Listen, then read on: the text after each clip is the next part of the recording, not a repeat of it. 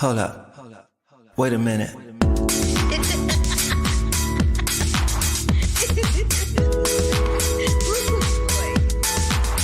I wish you love, peace, and hair grease. Love, peace, and hair grease, y'all. Yeah, you know it's shooting straight from the hip.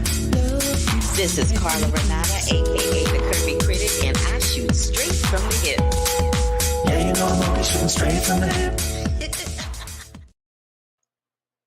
Hi, everybody. It's your girl, Carla Renata, aka the Curvy Film Critic. If this is your first time joining me, give me a big thumbs up to let me know that you hollered at a sister.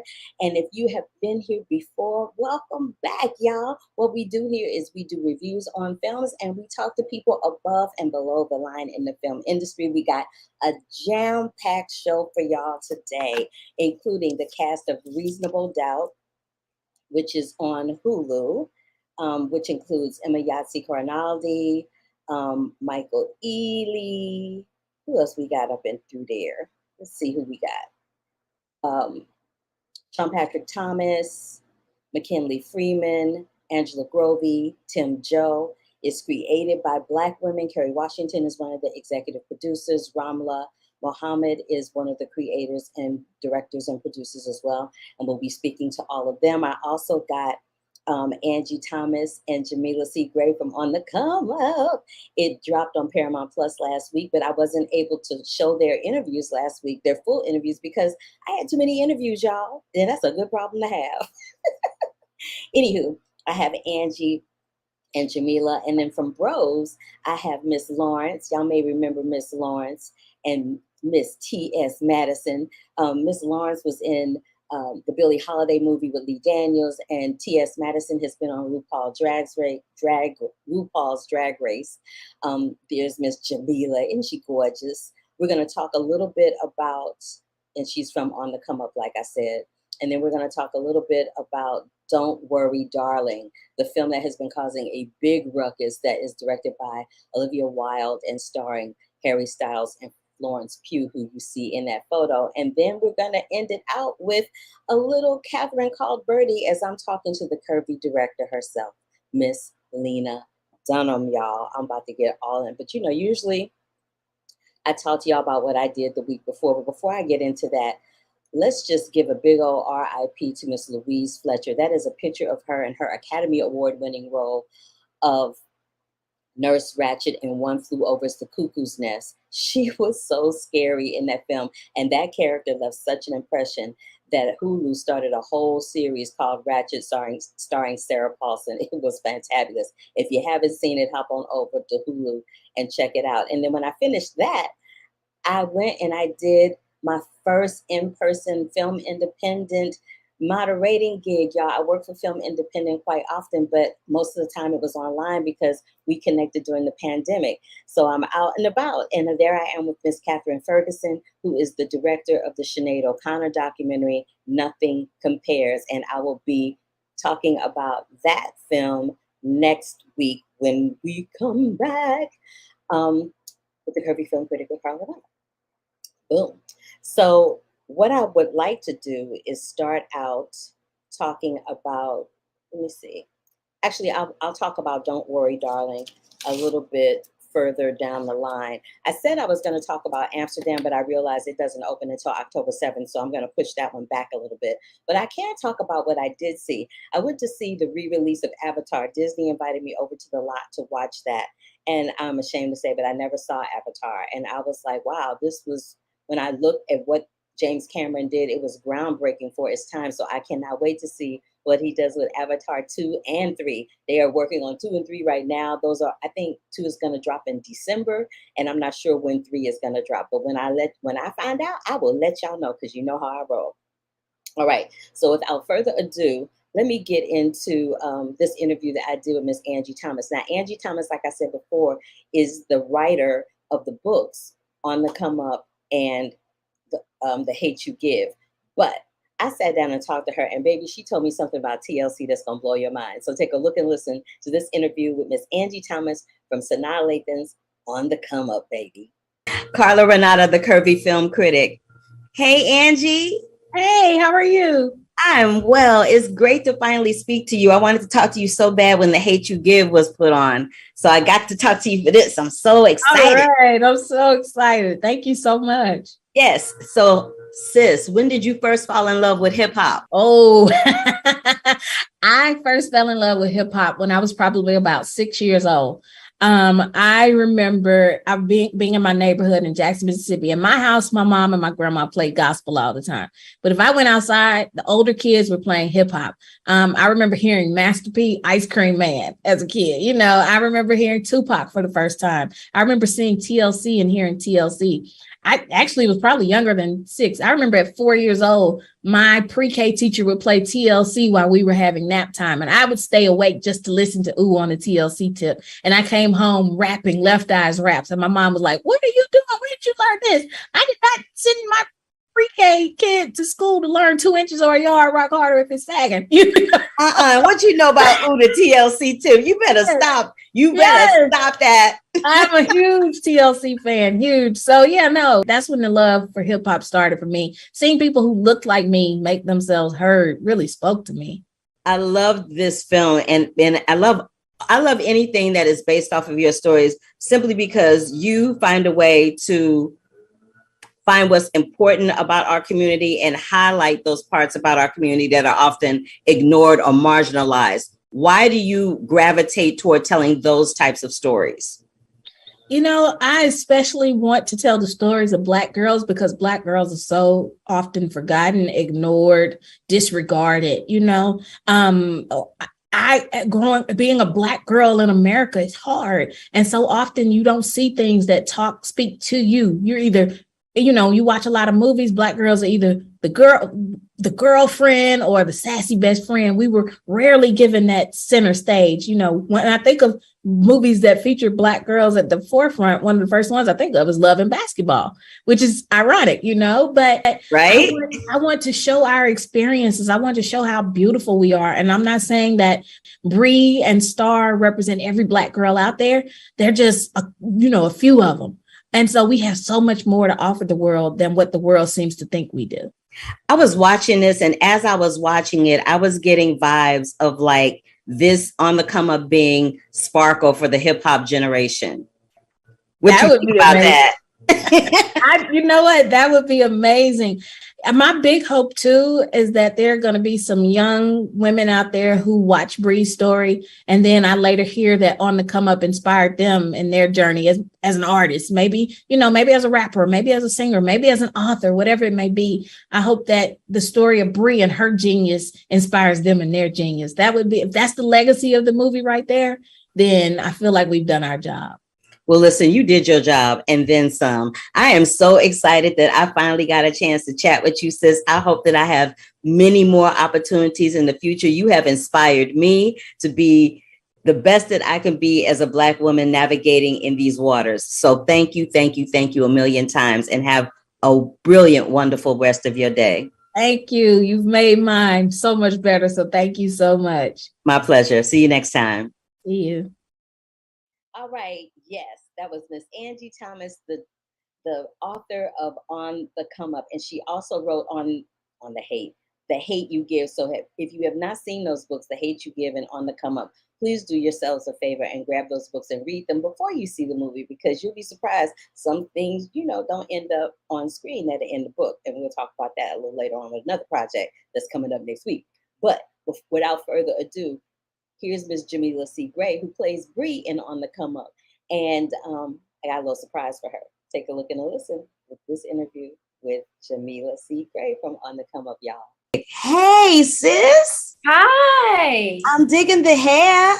Thank you so much. Look at you being all fly. Girl, you were good in the film. You did your thing. You did your thing. So listen, when did you first fall in love with hip hop? It was like my 8th grade year of high school. I started listening to a lot of Kendrick Lamar. And I think at the time I was listening to a really old album, Section 80. And I was like, wow, this is so good. And I breathed and I slept that album. And then when I went to high school, I put everybody on to Kendrick Lamar. I was like, have you heard of Kendrick Lamar? And Yeah, that was when I fell in love. Cool. Sure. Now, I know your character says she's a Star Wars nerd, but What?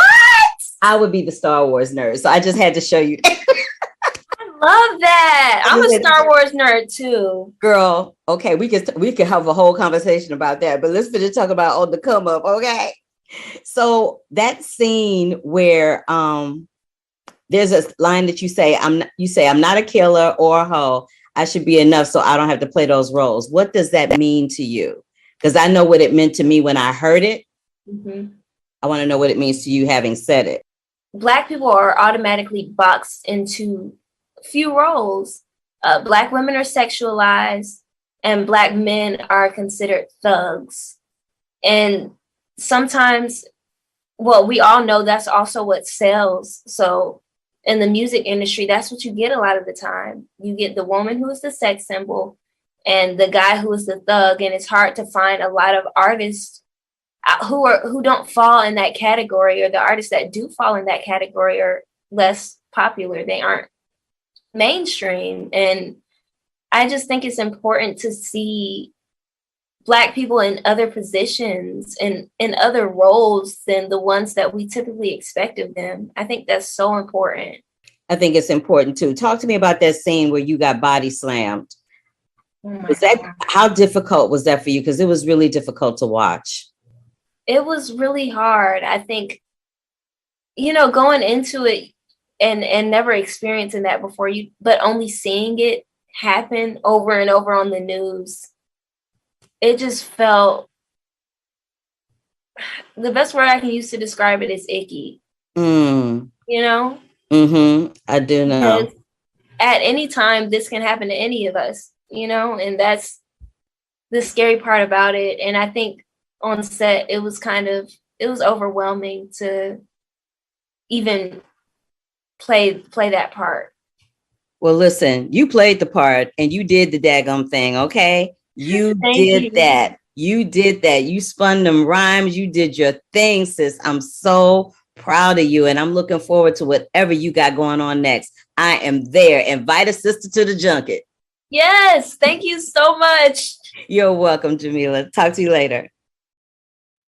So yes, I meant what I said. She does a fantabulous job in that film. Her name is Jamila C. Gray. The film is called On the Come Up. It is a Paramount Pictures Plus situation. You can stream it right now on that particular streaming service. It's also in the theaters, and it is directed by Sanaa Lathan.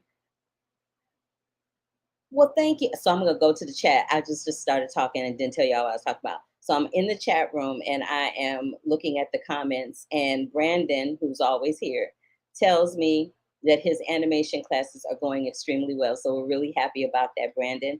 And then Adriana Shaw, who's somebody new that I've connected with via LinkedIn, told me that I asked some great questions. Thank you. I appreciate that. I try. I try to keep it fluffy and light. Anywho, so that's that. But now we're going to get into, so I've been doing a lot of television shows lately because leading into there's a big lull in between the award seasons and there's not as many films to talk about. So sometimes I will talk to television cast. I won't review the TV shows because, like I said, I'm an actress on television. So that is a ginormous conflict of interest. But I do talk to people on the TV shows. Now, this next show that we're going to talk about is this show called Reasonable Doubt. It is streaming on Hulu right now. It is produced by the Onyx Collective, which is a brand new company in tandem, with Kerry Washington. Y'all remember her? You remember Olivia Pope, baby? Yes, Miss Scandal, Miss Olivia Pope, Miss Kerry Washington. She has been killing it behind the scenes with Reasonable Doubt, Little Fires Everywhere, and the list goes on and on and on and on. But we're going to talk about Reasonable Doubt on Hulu today.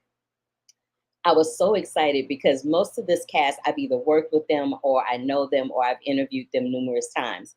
But I thought I would start out with the show's star, Imayatsi Karnaldi, and Ramla Muhammad, who is the creator and director of some of the episodes. So here we go, talking to Imayatsi about her character Jax and Ramla about the importance of having projects that are made for us, by us. Boom. Here we go. Imayatsi and Ramla talking about Reasonable Doubt. Hi, good. How are Carla, you? Look at good. this How are art, this you? beautiful art behind you. Oh, Like, thank you. Thank you so much. I love my little bald head Sanaa behind me and yes, boy Malcolm. Is that what the? Oh, That's yes, Sanaa Lathan yes. from Napoli Ever After. Yeah. Oh, yes, I love so- it. Let me just say, I'm so happy to see you with a project showcasing all that is you. It's so nice to see. It's nice to see people get ready to discover you in the way that you should always be discovered. Let me just say that. Mm. And Ramla, I agree. this was kind of like LA Law, but with Black people acting and talking the way that we are around each other and that we're used to seeing each other. So I just want to give y'all both your props before we get started. Is that all right? Thank you. Yes, I Thank appreciate it. you. Very sweet. Thank you. Yes, of course, of course. So Jax has this thing where she pushes away people that know her best because she doesn't want to be seen, right? For both of you, Ramla as the creator and director and M as Jax, do you think that Jax is drawn to Damon, Lewis, and Braden for this reason because deep down they all subscribe to the same ideology? I always felt like Lewis was the one who sees her, and that's part of the little bit. She's, as someone who's been in, relationships, you live with someone, and sometimes it's nice. You're like, oh, it's nice for someone to know you, and then sometimes it's like, nah, I don't want to be known. I don't like it. I don't like the mirror you're holding up. And whereas Damon sees a version of her that she likes, the mirror he's holding up is very lovely, right? And so, and then Braden is a challenge, right? He's complicated, but also she's intrigued.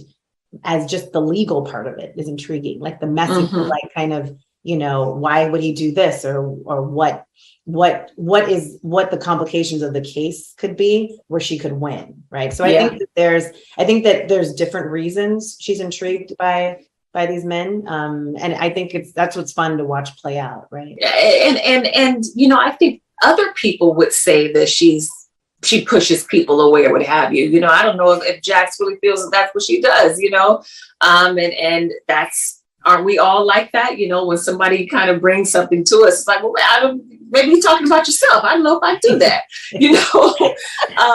but yeah, I don't know if she sees herself that way, but I do think that once it's brought to her attention, it creates an opportunity to possibly explore that. And I don't know how many episodes you've seen. Where are you now? I saw all 8. You saw all 8. Okay. So it just the last one she hasn't seen. Yeah. Okay. It creates this journey for her to go on. And I think that's what's so intriguing about the show. And I think that's what people will relate to the most, seeing pieces of themselves in that. How important is it for both of y'all as Black women navigating through this space to have a project that is created for us, by us? It's the most important. I mean, down to, I say not just obviously like me, Amiyatsi, Kerry Washington, Larry Wilmore, but also besides that, we also had Black department heads, in spaces where you might not see them, like our line producer was Black, the colorist, the guy who does our color timing, he's Black, gaffer, Black gaffer, like these sound, these departments that are predominantly male or white or both. Or you have Black heads of departments and Black PAs, Black COVID, like Black and brown COVID PAs. And just like I said, I feel like when you walked on set, I never wanted anyone to feel like an other, right? So you walk on set and there's all different types of people who look kind of like, it looks like LA. It doesn't look like, just like you're not supposed to be here. And so, that was super important. I always said I really, not only do I want the show to be a good credit for people, but also a good experience because, as we learned in the pandemic, life is too short and, there's no reason to go to work every day and be miserable. So Absolutely. And M, you seem to have like this, not habit, but you gravitate, it seems, toward really strong Black women who are in the head seat, girl. You worked with Ava and now you're working with Carrie and with Ramla. How important is that for you? I can understand, that aspect, and just, us being women, we have to carry the world, you know what I mean? And I think that's where I'm most interested. There's so many women in my life, who are very strong women, who are upholding their families, upholding, everything around them. And I'm always interested in how that affects other parts of their lives. What's kind of crumbling over here? Where's the little crack that's happening over here? And so I think that that's why I find myself drawn to those kind of women. And just, personally, when you have, you think you have all these things together, and then something happens, and that's what Jax is experiencing. Her marriage is at this point, but then something happens, and then there's this Damon from the past, and now what? And that's what's fun about life. And for me, in turn, getting to portray that on screen is because we all have those things that we experience. And now what? Now what when you're faced with it? Well, there's no reasonable doubt that this is the bomb.com. I'm so glad I was able to see it. I was so glad I was able to speak to y'all, and that is my time. But thank you for your time. I appreciate it. Thank you, so much. Thank you. Yes. Are those some beautiful Black women? Those are some beautiful Black women that are smart and savvy and talented. And here we go with some more smart and savvy and talented people.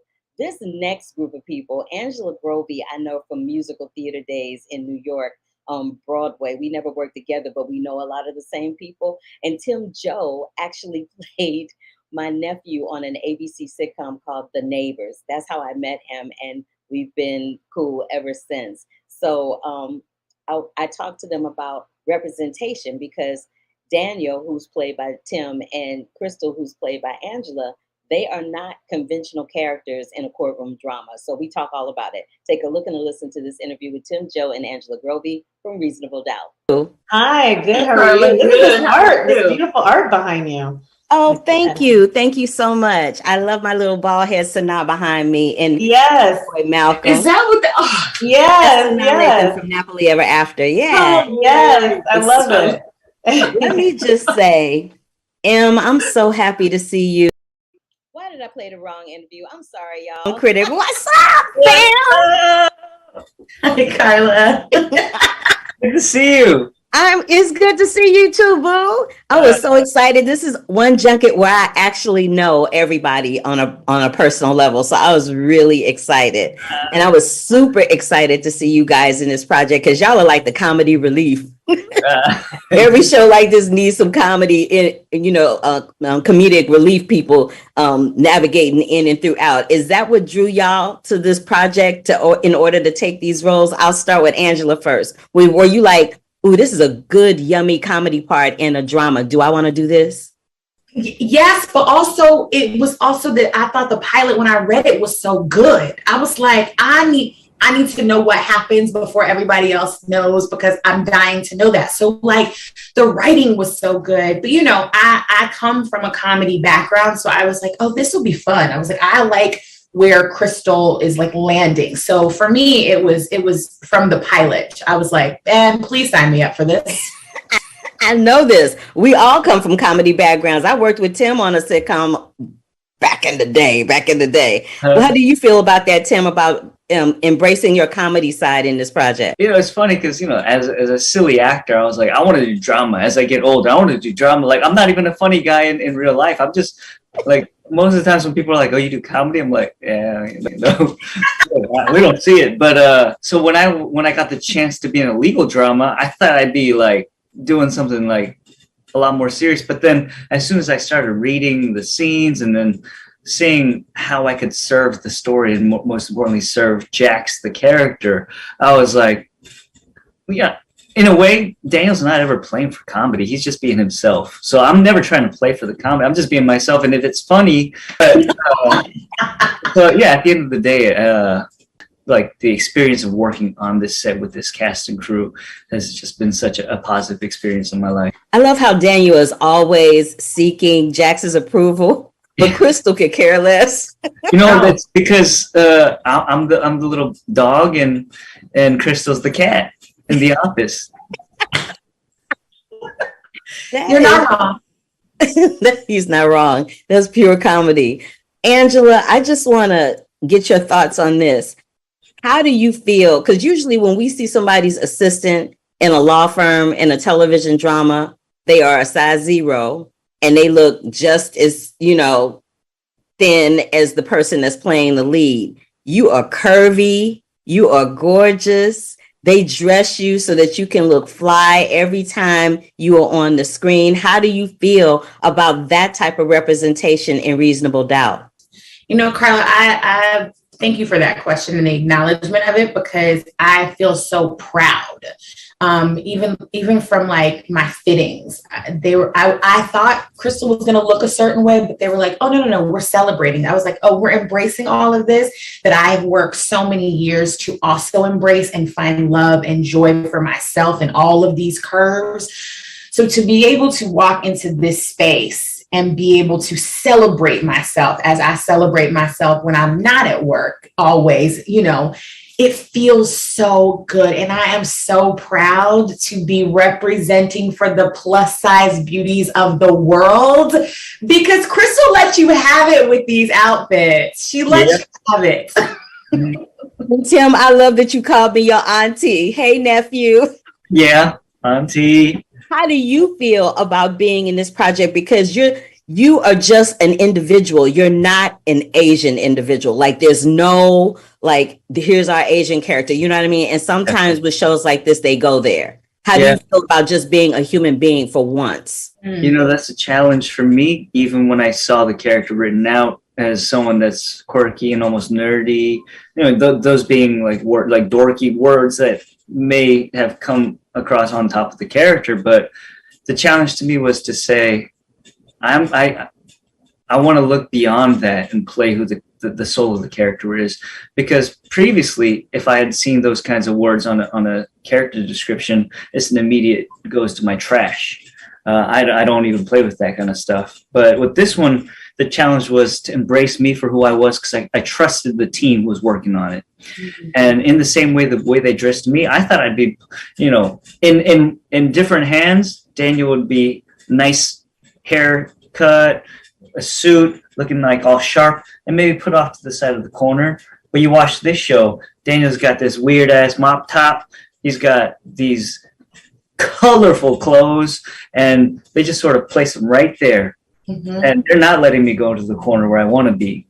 And they're just putting me right up in the front. And so that kind of thing was really different to be embraced and be valued like that. It was really special. Well, I embrace and value both of y'all on this show. I'm looking for your characters to be expanded and to learn more about you as the show goes on. Thank y'all for giving me your time today. I love seeing both of you. We got to catch up off screen, okay? Yes, that'd be great. All right, bye. I meant that, Angela and Tim. I know y'all probably watching at some point. Hit a sister up so that we can catch up off screen. Like, I should not just be talking to y'all in an interview. Anywho, so there's that. So that was Angela, Groby, and Tim Joe, and I love what they had to say about representation for their characters in this project. It's really, really important. I saved the best for last because these clowns just laughed through 3/4 of the interview, and I laughed through most of these interviews today because I just had a good time. But this next one is with 3 Black leading men who are some of my faves. I've interviewed them before. I've met them before. We've talked casually, some of us off screen, and I adore them. So here we go with Michael Ealy, Sean Patrick Thomas, and McKinley Freeman, who play, they'll tell you who they play from Reasonable Doubt. What's up, brothers? What's going on? How's it going, Carla? 3 of my favorite Black leading men in Hollywood. I got a question for you, Carla. Okay, you know all 3 of us. Who's your favorite? I'm not saying that. Stuff. You ain't gonna throw me under the bus like that, Michael Ealy. No, you're not. Okay, we already know. Don't even try it. We're not going there. Anywho, on with the interview. Right. So I enjoyed this a lot, because the last time I saw something that looked like this was kind of like LA Law, but that was a bunch of white people. Yeah. This is us.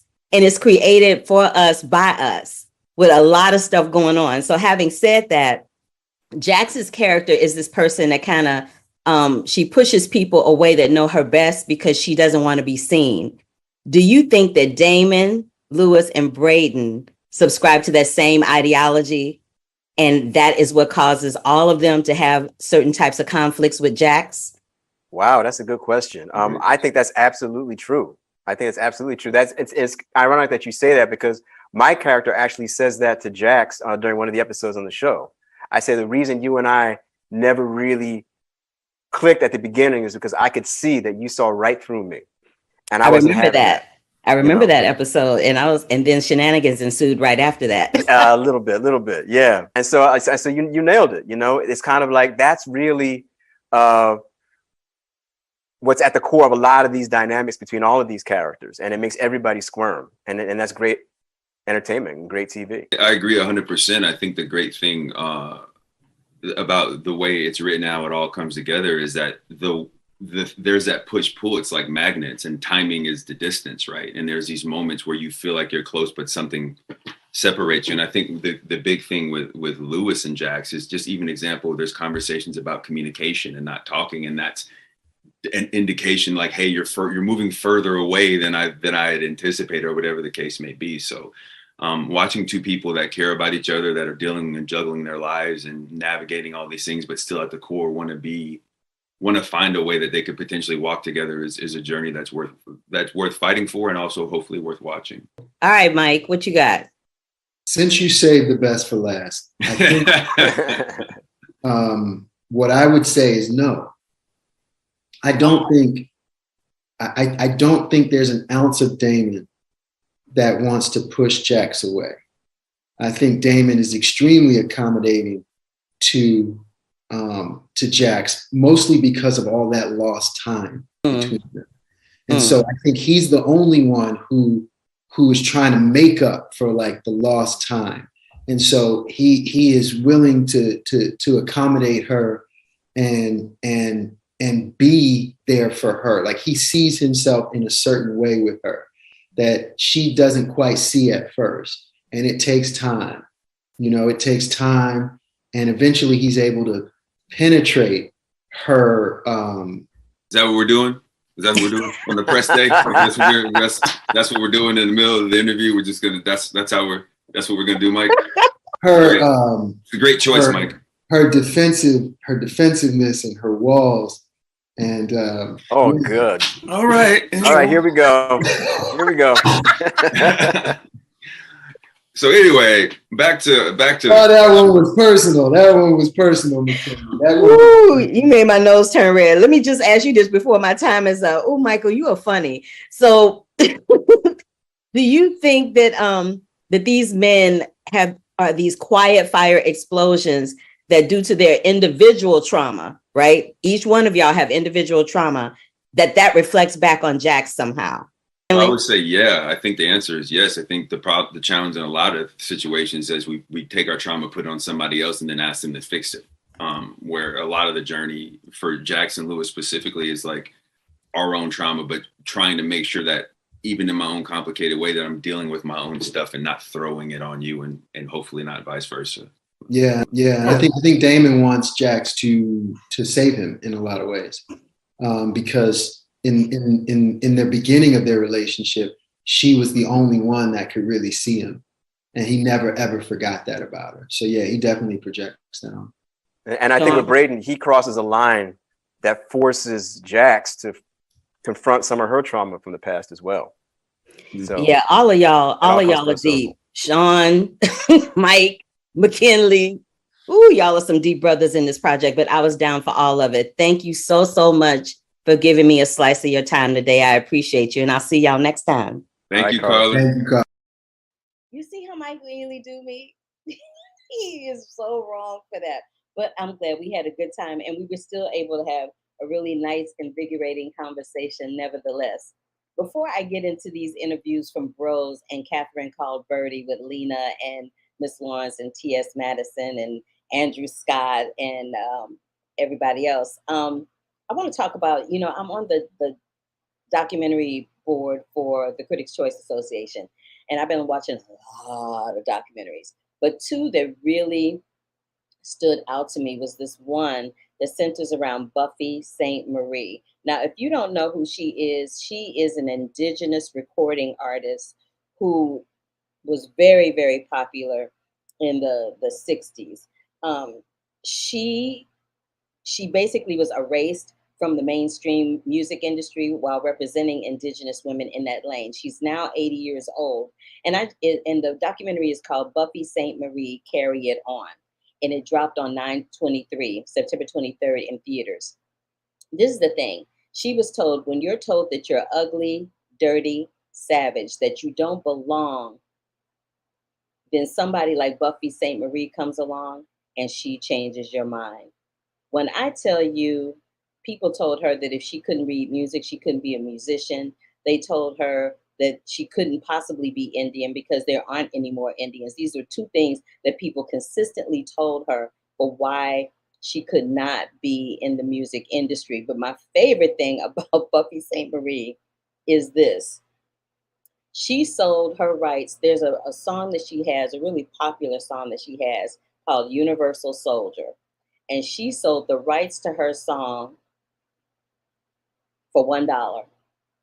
$1. It reminds me of the same thing that happened with the kids from A Chorus Line when they sold their stories to Joe Papp for $1. And none of them get any of the marketing or anything. And y'all know A Chorus Line has been around since Christ was a child. So there's that. But she sold the rights to Universal Soldier for $1.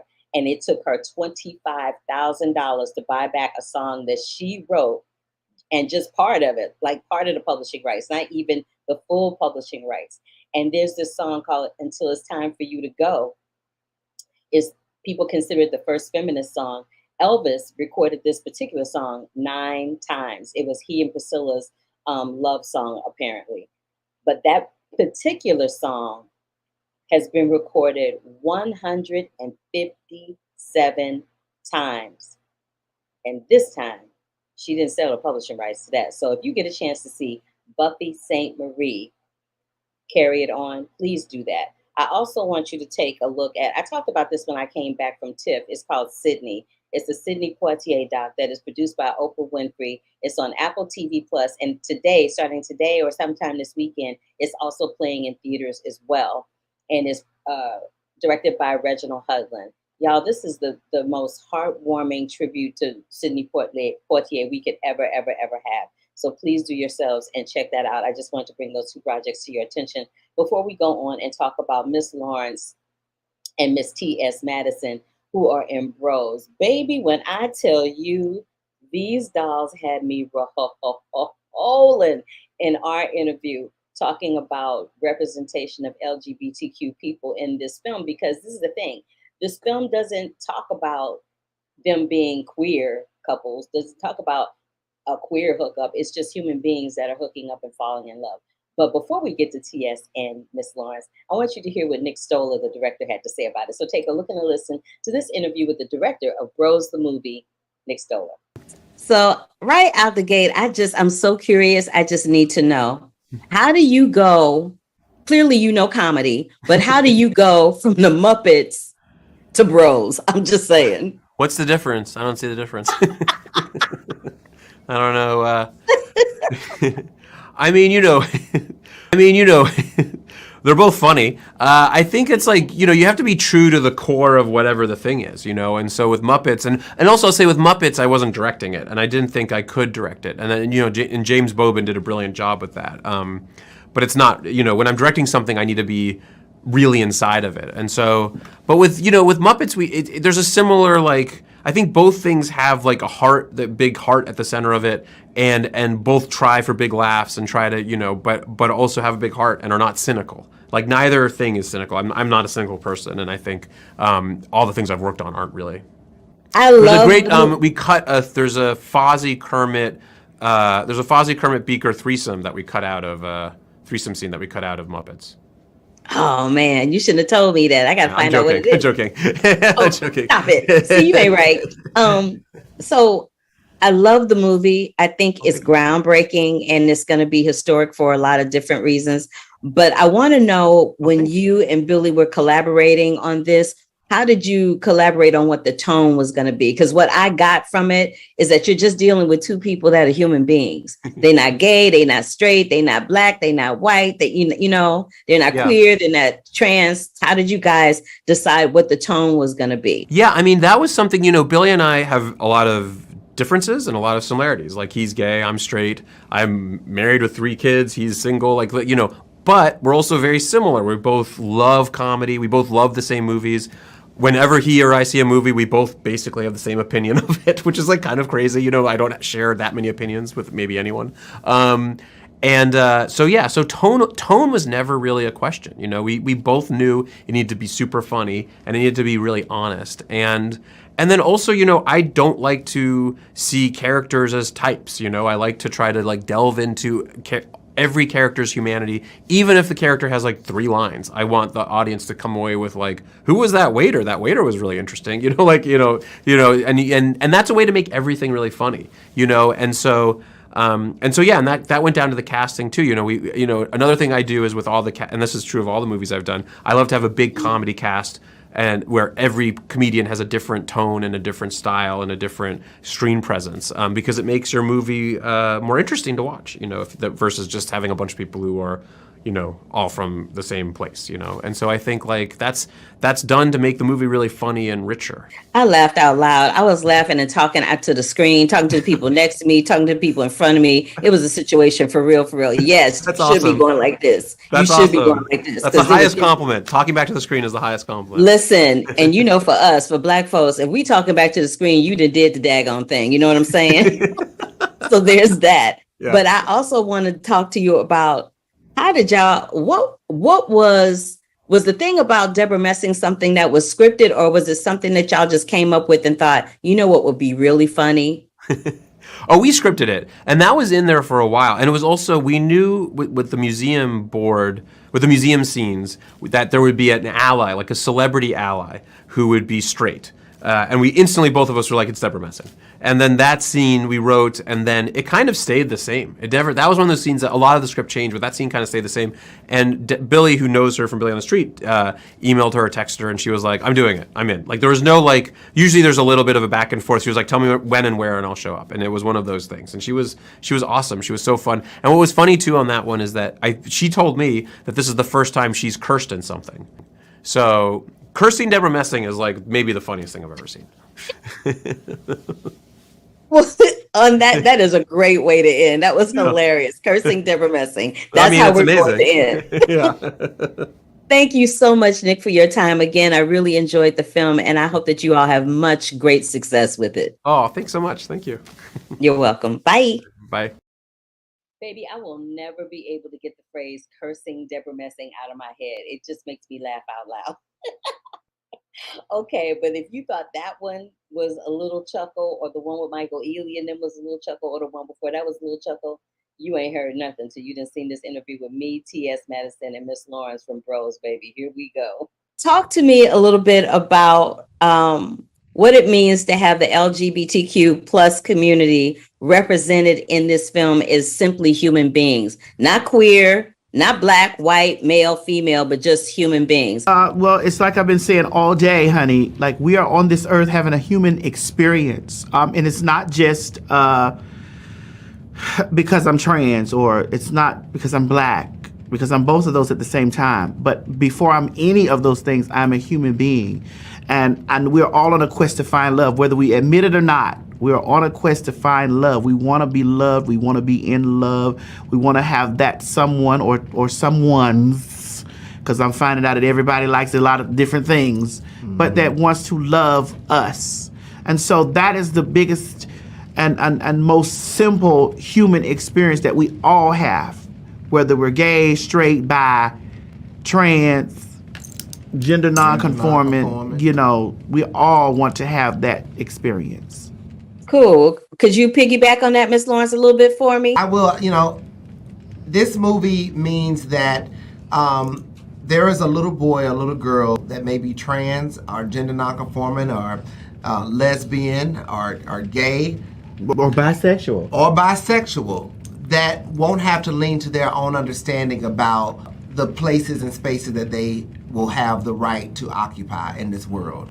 As a black gender nonconforming individual that grew up in the deep south of Atlanta, I didn't have this. We didn't have this. We didn't have this point of reference, right? And because of that, you know, it took me a long time, and to this day, I am still caught off guard.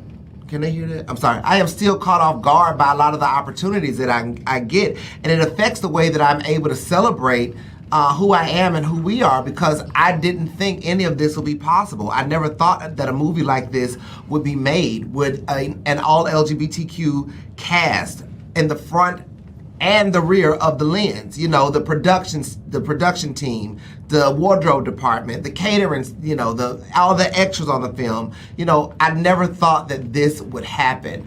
And it's gonna do so much for who we are as a society. You know, it's gonna create a level of hope that we've never seen before. The film looked like it was a lot of fun to shoot. What was the most fun you had on a day of shooting? Was it during the boardroom scene or was it someplace else? It was most definitely during the boardroom scene, and like when we went to break, because Lawrence and I are always breaking out into song no matter where we go. Yes. Now, you know you shouldn't have said that. Y'all gonna have to sing something before we break now. Oh, you ain't saying nothing, girl. You ain't saying nothing. To do what must be done. What must be done. That was one of our songs that we would always bust out, honey. Oh, you know what happened? It'll be quiet on set. Everybody be quiet because some people might be tired. Yeah. And out of the blue, I just say, to do what must be done. Yes. Oh, I do. Work. Yes. And then everybody just, they up. You know. Just bust out in the old Tremaine Hawkins, honey. Yes. A wonderful change. Because that's what we were doing. We were living a wonderful change, honey, in film history. Look at what we about to do, honey. A wonderful change. Hallelujah. And you got to know that we was on set. Now, listen, now I'm going to just say this. There are a lot of Caucasian people who don't understand that old the Negro spirituals. Oh, yeah. That just joined us in the song, like, yes, whatever y'all saying, praise him. Hi, y'all on Shanta. Oh, yeah, honey. And they just fell right in line. Yeah. Our dear friend and sister now, Dot Marie Jones. Ooh. Honey, we would be in the transpo van and she would just join in with us, you know. And Jim, honey, we got a special little nickname for him, but we ain't gonna say what it is. Anyway, honey, Jim, he'll be back there, throw his little hand up, honey. That was his way of catching the Holy Ghost, yes. You know. You know, white folk Holy Ghost is much different. It's much different. You know, it's very much more Methodist. You know, we Pentecostal. We flip pews. I can't stand y'all to do what must be done. And that's gonna be my time. Oh, y'all was so much fun. Thank you so much for your patience and for talking to me today. Thank you for your patience, Carla. Yes. Thank you. Bye, baby. Bye. Oh my God, I am tearing up and laughing at them even more now than I did in real time because they were crazy, but it was a lot of fun and I enjoyed them. Thank you so much, Nick and T.S. Lawrence and Miss Lawrence from Bros. You guys, Bros is in theaters right now. It is a Universal Pictures film. It's written, directed, and starring Billy Eichner, and you're going to see a little Deborah messing up in there every once in a while too. Before I get into Catherine called Birdy, I did want to talk to y'all about some films that will be coming up next week that I'm going to be talking about.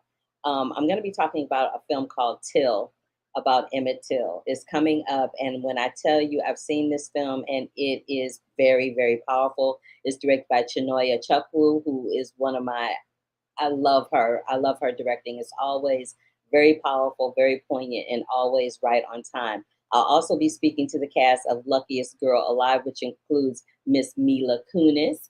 And I'll be talking about the film I said I was going to talk about today, Amsterdam, but I'm going to talk about that next week. But I did want to put on your radar this bad boy. It's called The Return of Tanya Tucker.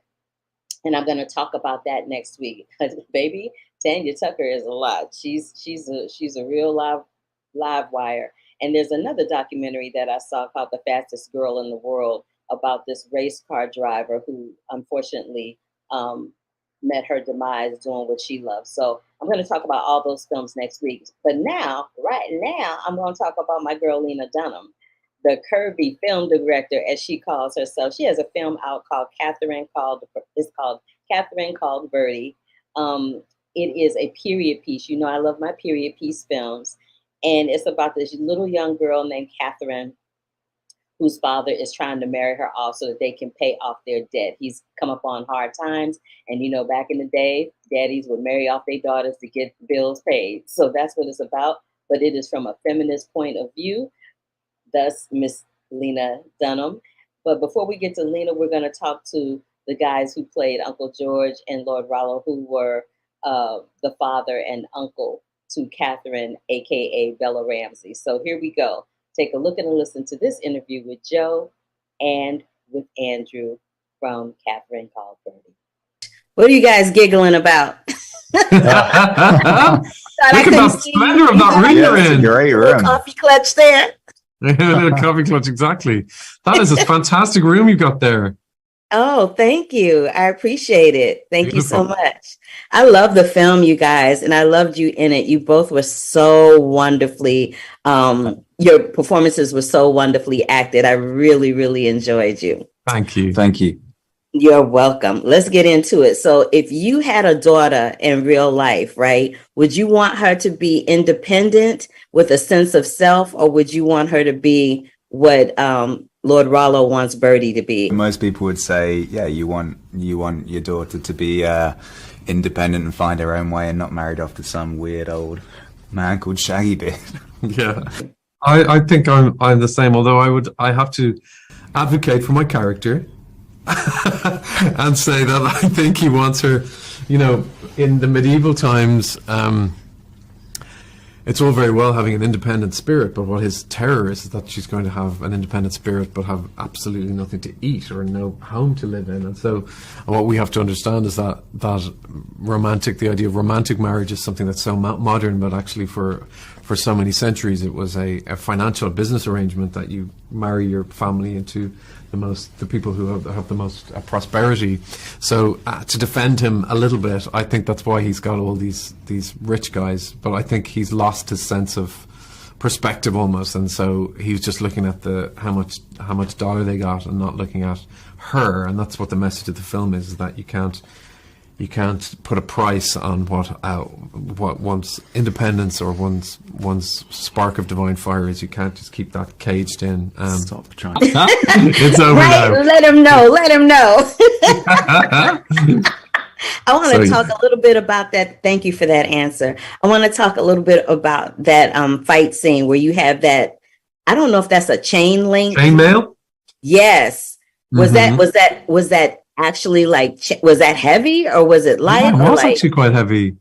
We shot that in a full storm. Did you really? Yeah. I thought you were joking earlier. No, that was in a full storm, and there was a genuine, we were filmed it on the side of a mountain, and a lot of the villagers in the scene were literally sliding down the mountain and damaging themselves. So we had to stop filming. It's insane. And so my sword fighting skills aren't particularly proficient anyway, but we tried our best. But yeah, that chainmail was it was pretty cool to wear that. Actually, it made you feel like you were in a real medieval period drama. And every little helps. That's bananas. So Joe, you have this marriage that you're not thrilled about. You're not thrilled to be in this marriage. and for lack of a better way of saying it, in real life, would you put yourself in a situation where you would marry someone for the sake of the family? No, I think I would do what Birdy wants to do and follow your heart. Yeah. Catherine's nickname is Birdy, but do you guys have nicknames? Yeah, I've kind of got a nickname. My name is Andrew Scott, so people call me Scotty.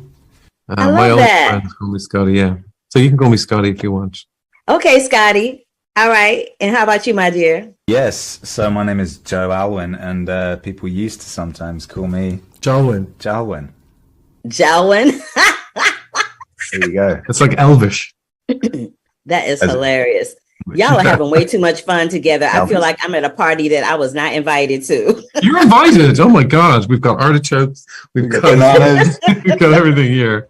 But to just close it out, how did you feel when you read this script that was adapted by Lena? Because Lena has a very definitive voice when it comes to film, and particularly when it comes to women in film. I just wanted to get your thoughts on that.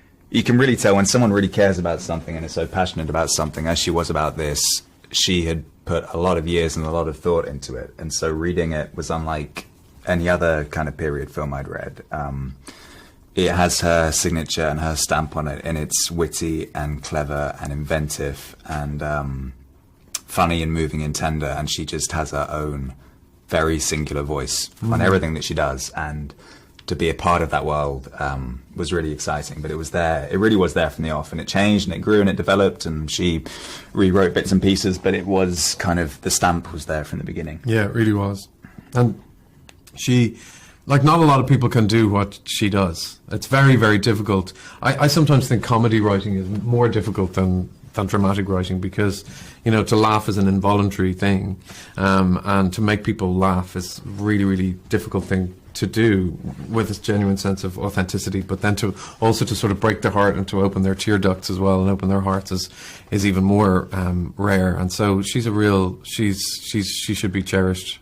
She is cherished. She is cherished. She's cherished by me, and I cherish you guys and the performance that you gave us in this film, Scotty and Jawan. There you go. Thank you. Finally. Thank you for your time. I appreciate both of you. Thank you. Appreciate it. Okay, bye. Yeah. I was serious. And they were sitting, I was the last interview that they had for the day, so I'm sure they were tired and they were over it. But I'm like, I'm gonna need y'all to snap back and make me part of the party. Can I be part of the party? Can I join the party? Can I? What's going on here? But yeah, so there's that. But without further ado, I know my last couple of weeks, y'all, they have been some long ones, but you know, we in award season, so hopefully I'll be able to tighten it up moving forward. But having said that, without further ado, here is my interview with Bella Ramsey and Lena Dunham from Catherine Called Birdy. Now, if Bella Ramsey's name sounds familiar to you, she is from the hit series on HBO, Game of Thrones, and Lena Dunham was on the hit series Girls. She won a plethora of awards for that show. She got a lot of acclaim for that show, and she got a lot of flack for that show too, but I kind of love her. So without further ado, here is my curvy director, Miss Lena Dunham, and Game of Thrones star and Catherine Called Birdy star, Bella Ramsey. I love this. You're from the curvy film critic and I'm the curvy film director, so it's all perfect. It's going to be a situation. We about to get into it. All right. Lena and Bella, let me tell you something about this movie. I was all about it, okay? Yes! I was all about it. I got my entire life on. And yes, you are the curvy film director and I am the curvy critic. Yes, ma'am. To be in this like partnership. Thank you so much. To be witnessing this. Bella's witnessing a real coming together. So listen, she's witnessing a coming to Jesus moment. It's all good. So there's this quote, Lena, that you said, and I just want to get you all's thoughts about it. You said, we are the only ones, in regards to Bella playing Birdy, you said, we are the only ones who would truly look out for ourselves, but occasionally others surprise you in the right way and look out in return. In order to be independent, we need each other. That's a big truth for such a little girl to reveal. How do you feel about this quote now after having completed this project? Because it's one thing to say that going into it, but then after experiencing it and directing it and acting through Birdy, how do you feel coming out on the other side? Well, I just feel really lucky because I feel like in Bella, I found a collaborator and a friend who I can lean on, and that we were literally leaning on each other and figuratively leaning on each other. And, you know, if I'm the pancake, you're the spatula. That says that's what we are. And I just feel so lucky that, you know, I've made such an incredible collaborator in this process. And I think it's funny, you know, I think the illusion is always that you become more hardened over time as you get older. But I feel like the older I get, the more open I become to experience and to new kinds of friendship and to new kinds of relationships. And I'm just amazed by how much Bella came in and is so much younger than me and yet has inspired me so much with their artistry, with their brilliance, with their humor. And it's all over this movie. Right back at you. And that was the thing with like reading the script. It was just like you were so I hadn't met you yet, but you were just like I felt like I know you after reading the script because it was just so much of the spirit in it. And then finishing, like we didn't think we were going to finish this film many a time, and we did, and we made it. We made it. It feels good. And then I put on "I'm Like a Bird" by Nelly Furtado and picked you up and spun you around. Yeah.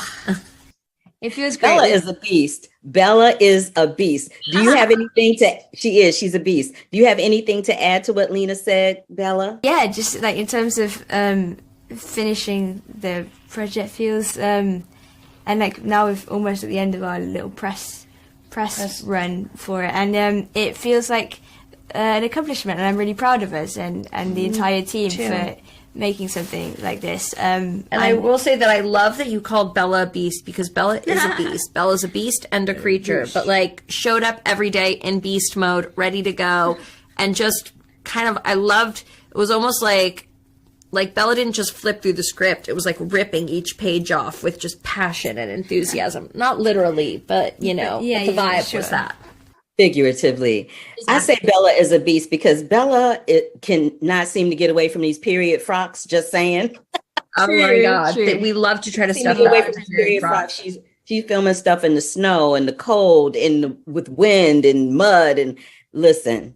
Yeah. Better you than me, honey. Better you than me. That's all I have to say. Than me too. You start to live it sort of masochistically after a while. Bella was so good at being in the cold and the mud, and I'd be like in my little warming tent by the heater being like, Bella, I'm just going to talk to you over the megaphone, okay? Don't be mad.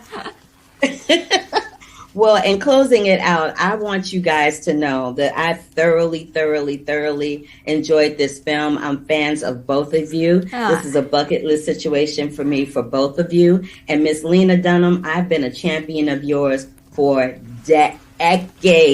That means, and I am so happy to champion you once again with this project. You speak up, you speak out loud and proud for women, and I just really appreciate that, and I wanted to let you know. It means and Miss the Bella, world. You represent the best of what it is to be a woman. So thank you. Thank you so much. We really appreciate you. Mwah.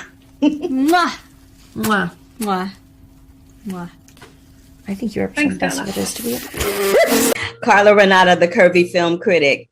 Hey, Angie.